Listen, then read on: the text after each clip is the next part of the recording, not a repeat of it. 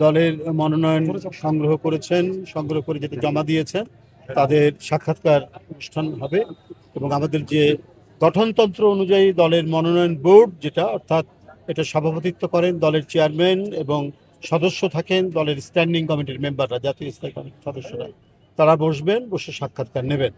আমি আগেও বলেছি যে আমাদের এক ভয়াবহ দুঃসময় পার করে আমরা আজকের গণতন্ত্র উত্তরণে এই পর্যায়ে এসে পৌঁছেছি এবং গণতন্ত্রকে সবল, সচল এবং শক্তিশালী করার জন্য এটাকে এগিয়ে নিয়ে যেতে হবে।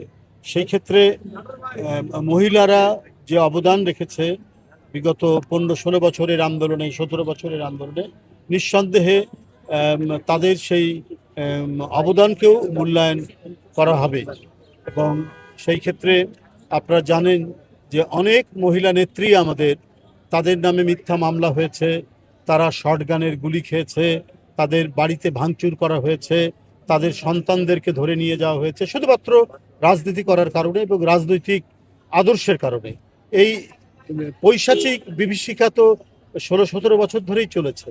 তো আমার বিশ্বাস দল এই সমস্ত বিষয়গুলো বিবেচনা করবে।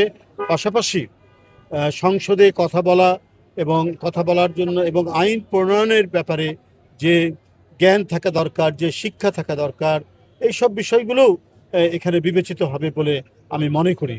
তো সব কিছু বিবেচনা করেই আমাদের যে মনোনয়ন বোর্ড তারা চূড়ান্ত করবেন সংসদ সদস্য কারা, মহিলা সংসদ সদস্য কারা হবেন সে বিষয়টি তারা চূড়ান্ত করবেন এবং যথাযথ মূল্যায়ন হবে বলে আমি বিশ্বাস করি।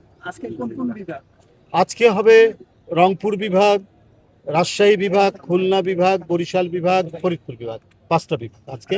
আর আগামীকাল হবে ঢাকা বিভাগ, চট্টগ্রাম বিভাগ, সিলেট বিভাগ, কুমিল্লা বিভাগ এবং ময়মনসিংহ বিভাগ। সবার সাথে কি একসাথে বসা হবে নাকি আলাদা আলাদা? না, বসবে, জেলাওয়ারি বসতে পারে। মানে এটা এখন কিভাবে বসবে আমরা সব ঠিক রেখেছি, এখন বোর্ড যেভাবে বলবেন সেভাবে ডাকবে আর কি। ভাই আরেকটা বিষয়, কতজন হতে পারে এখন এক্স্যাক্টলি আমি জানি না স্ট্যাটিস্টিক্সটা, মানে 400-র মতো তো হবেই, কম বেশি হতে পারে। ওকে, থ্যাংক ইউ।